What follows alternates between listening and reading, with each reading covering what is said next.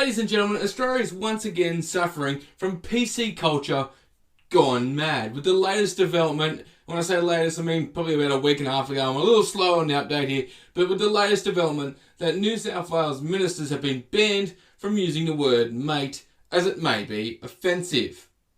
Which is absolutely ludicrous. But along with banning of one of the most common Aussie terms of endearment, ministers were also told that they could no longer drink in the office or yell at staff. Now look, the drinking in the office, I get it. If you're making decisions that impact millions of people, you probably shouldn't be drunk while you're making them. Where's the rum gone? One, because it is a vile drink that turns even the most respectable men into complete scoundrels. But why is the rum gone? But the yelling thing, I completely disagree with. Because here's the thing. Here's how it works in the workplace. Not everyone is good at their job, which in turn creates more work for the people who are good at their job, which builds frustration, as I'm sure you could understand, unless you're one of those people who are shit at their job. But I don't condone yelling at people just to sound like Gordon Ramsay. Pissed, are you? Not as fucking... Look at me in the eyes! Not as pissed as I am! You fucking are! Donkey!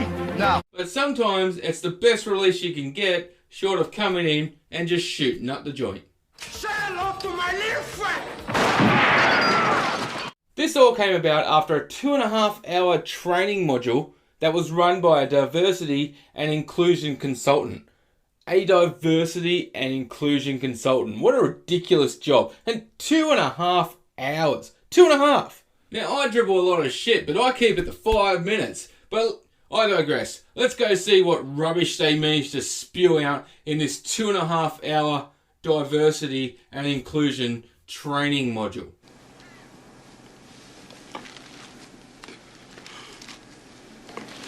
Now, we already know they banned the word mate. They said you can't drink at work no more, and yelling at each other is a no-no. However, banter and gossip are also considered a no-no.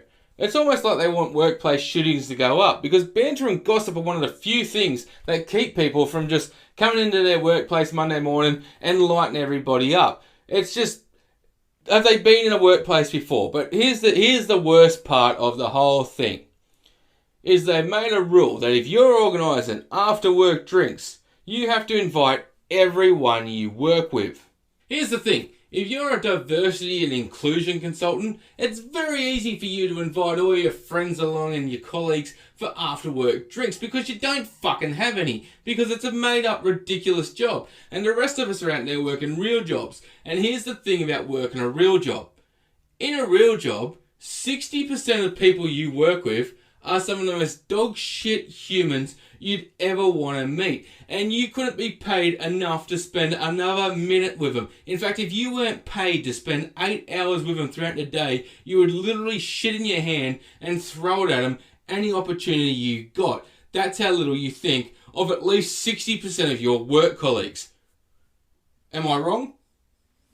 Look, this is all just an absolute bunch of nonsense. If the word mate offends you, then from the bottom of my heart, go get fucked, mate. You must be one of the most thin-skinned, weak-minded people who are quite frankly just an absolute fucking burden on this society. Look, the most infuriating thing about this whole story is just the fact that this course cost like $200,000 and it just wasn't needed. Look, politicians already have a hard enough time trying not to sound like autistic robots when they speak.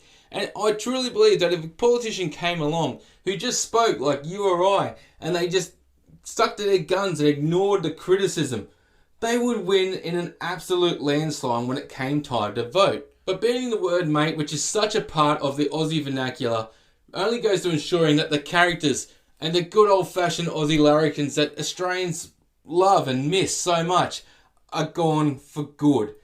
And that's the saddest part about all this. We're just losing our identity. Ladies and gentlemen, if you've enjoyed this video, please, if you could just hit that like button, it really helps out. Also, while we're talking about Aussie characters, if you're looking for a new podcast to listen to, why not head over to Spotify or even just here on YouTube and check out How to Not Comedy. It's a couple of mates of mine, Mitch and Ethan. I've been on there a few times. It's a great podcast. And until next time, ta-ta and farewell. Ta-ta and farewell.